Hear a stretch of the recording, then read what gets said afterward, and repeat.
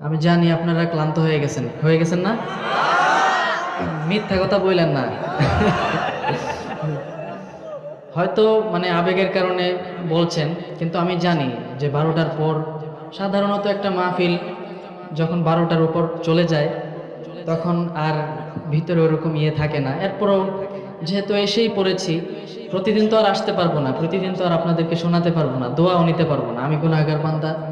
আজকে যদি আপনাদের দোয়ার মাধ্যমে নাজাতের ওসিলা হিসাবে কোনোভাবে নাজাত পেয়ে যাই, তাহলে সার্থক হবে। সেটাই মনে করি আমি। এখন একটু তারাবির তিলাওয়াত করব, যেটা বাংলাদেশ বেতারে করে আসছেন আমাদের সবার শ্রদ্ধেয় কারি ওবায়দুল্লাহ হাফিজাহুল্লাহ, যেটা আমরা রেডিওতে শুনতাম আগে।